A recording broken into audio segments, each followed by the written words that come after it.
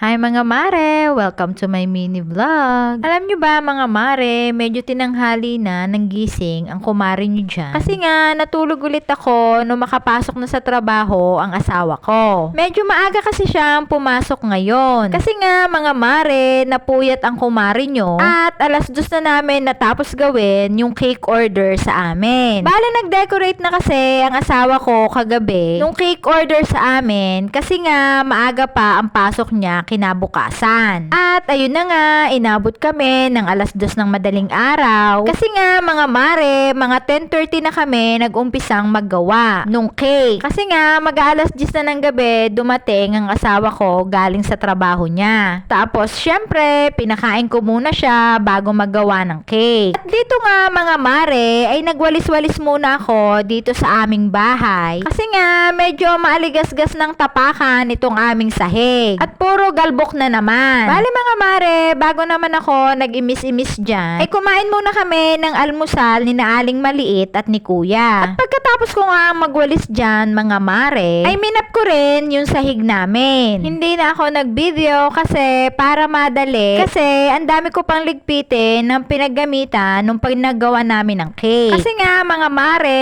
pag nag-video-video pa ako, lalo akong tatanghaliin bago matapos. Kaya mga mare, ay hindi ko na binidyo ang aking pagmama. Alam nyo mga mare, mahirap din palang maging isang content creator. At fast forward nga mga mare, pagkatapos kong maglinis-linis dyan, ay hinarap ko naman itong ligpitin na pinagamitan namin sa aming paggagawa ng cake. Diba sabi ko naman sa inyo mga mare na may part 2 pa yung paghuhugas ko sa paggagawa ng cake. Dito mga mare ay mas marami ang aking hinugasan kasi maraming nagagamit pag nagde-decorate ng cake. Dito kasi ako naka-assign mga mare tuwing nagagawa kami ng pa-order na cake. Ang paggagawa ng sponge tapos ang pagliligpit ng mga pinaggamitan. Syempre mga mare, di ba naman, hindi ka naman talaga kikita ng pera pag nakatunganga ka lang at wala kang ginagawa. Bago mo naman kitain ang pera, ay talaga naman paghihirapan mo muna. Kagaya na lang dito mga mare sa pagiging content creator ko, kailangan consistent talaga yung paggagawa mo ng content para kumita ka dito kay FB. At dito nga mga mare, ay malapit na akong matapos maghugas ng aming pinaggamitan. At pagkatapos ko nga maghugas ng lahat ng pinaggamitan namin dyan, ay ipinatas ko na rin doon sa pastry. Kasi, di ba mga mare, merong talaga kaming baking area dito sa aming bahay. Kaya, doon lahat nakalagay yung mga gamit namin sa paggagawa ng cake. At yun lang muna ang gana for today's video mga mare.